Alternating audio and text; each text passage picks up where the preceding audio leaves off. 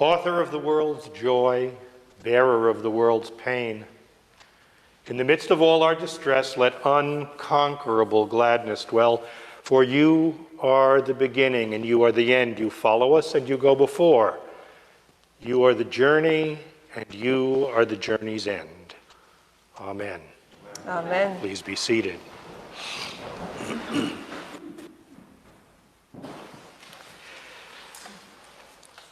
So as you might imagine, this is a passage that I just hate preaching on. But this is a group participation sermon, okay? Now I know we Episcopalians don't ever like anybody to tell us what to do. It kind of puts our teeth on edge, we do the opposite, whatever. So I'm not telling you what to do, I'm inviting you, okay? But I promise you, you'll get more out of this sermon if you do what I invite you to do, whether you're at home, on Zoom, or streaming, or here in the church, okay? So it's up to you, but it's an invitation. That's the first thing. The second thing is, your sermon assignment for this week is to go home and read the entire book of Job. I timed it. It will take you between 2 hours and 2 hours and a half, depending on how fast you read. Break it up into 30-minute chunks. You will be rewarded. The language is a little, depending on the translation you use, but you will be, as they say, edified. So, the invitation is to close your eyes and to keep them closed throughout the sermon. Now, I can't tell because of my visual impairment, but I understand that many of you like to close your eyes during the sermons anyway. So we had our little grandson Thomas, who's 8, away with us up in the country, and he starts out in the bunk bed, and middle of the night, he kind of comes down. He gets lonely in the other room, and he kind of crawls up between us in bed and, elbows the two of us to get there and makes him comfortable.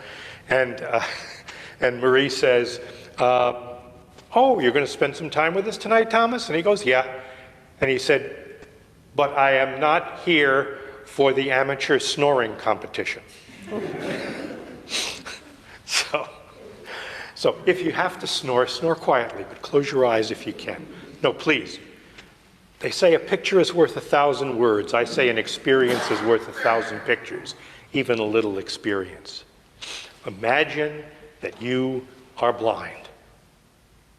Imagine that you cannot see anything. Imagine that you used to be able to see and now you can't. Whether you lost your vision gradually, but then one day went to bed being able to see a little tiny bit, and the next day, nothing. Or imagine that one morning you went to bed, one evening you went to bed, and one morning you woke up and you opened your eyes and didn't know your eyes were open because it was all not there anymore. Just imagine that. Keep your eyes closed if you will, please. Invitation, not instruction. Please. Give yourself an opportunity in this very safe place. I promise you, this is as safe a place as you'll ever find. But I want you to think about what it would be like if you never were able to see again. Okay? That's Bartimaeus. That's this man.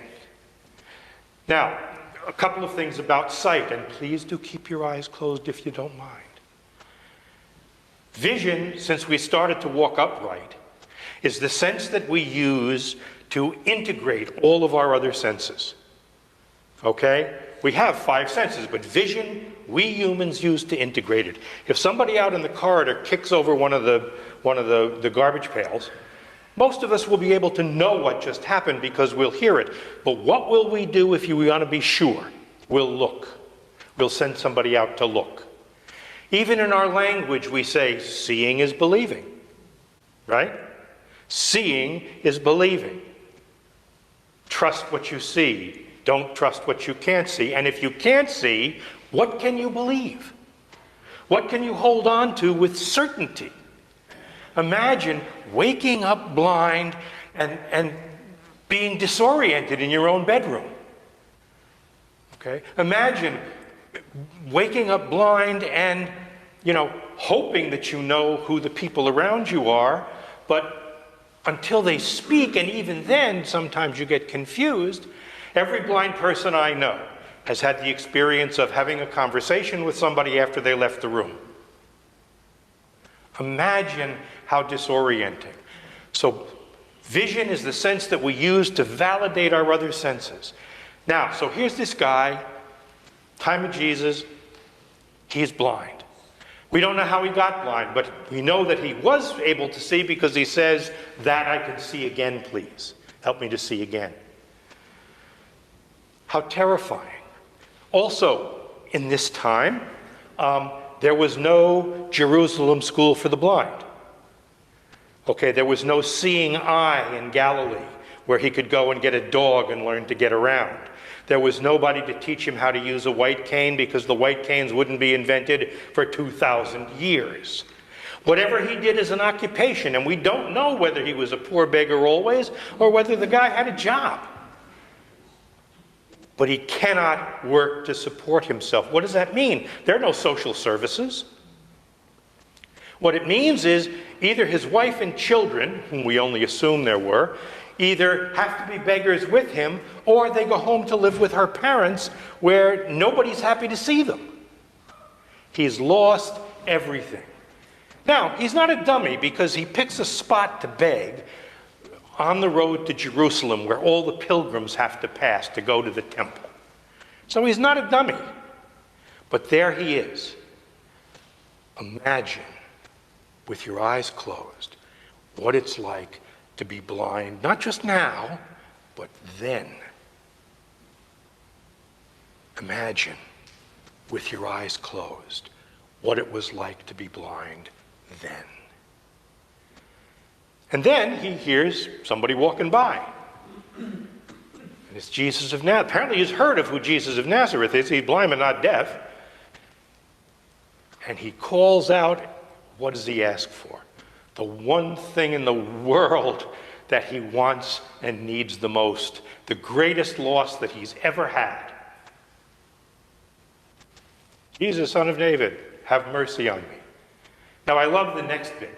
Because the crowd, imagine you're walking, past the bus station in Hackensack and some beggar starts to scream at you, some homeless person, please help me, please help me. And the people around you will go, shut up. Don't bother the nice lady. Don't bother the guy. Quiet down, or I'll call the cops. But he won't be stopped.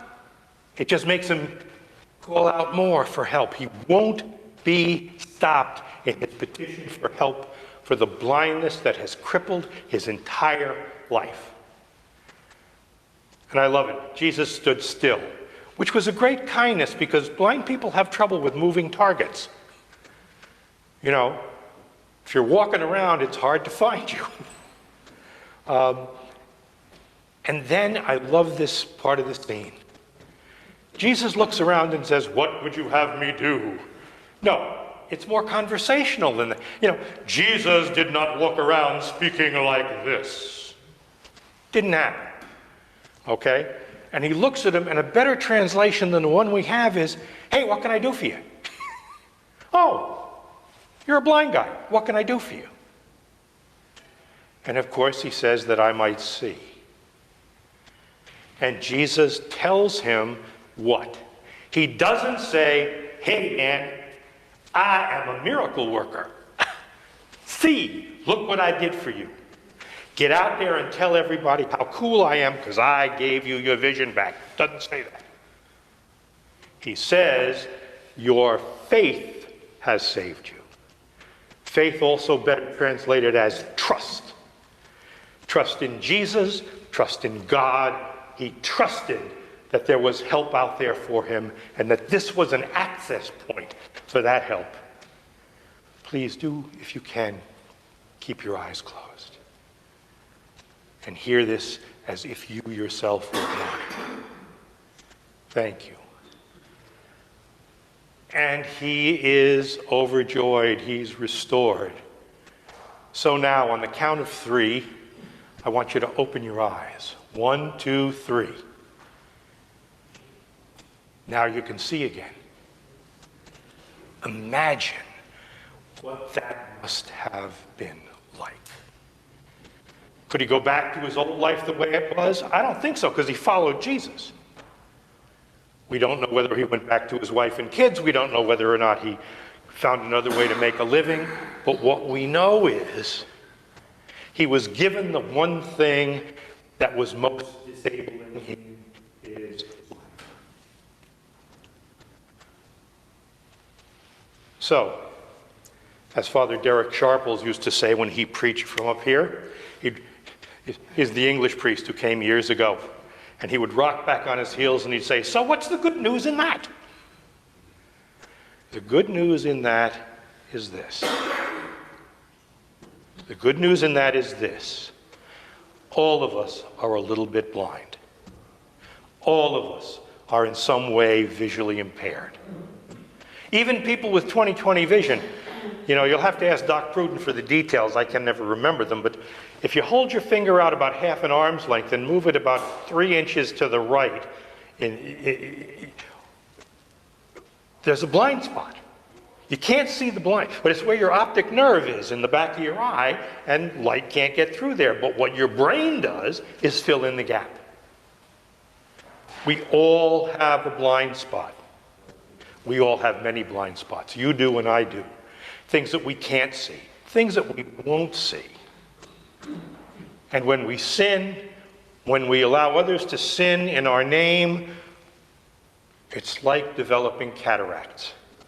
Layer upon layer that keeps out the light of the sun, layer upon layer that limits us and blinds us, sometimes not even knowing it until it's too late. So, when you come into this church, when you turn on Zoom or the stream, and when the priest, be Joan or me or someone else, in the middle of the service, in the middle of the Eucharistic prayer, actually a little bit closer to the end, elevates the chalice and the host, the consecrated bread and wine. I want you to hear the voice of Jesus saying to you, "So, what can I do for you?" Ask him. Amen.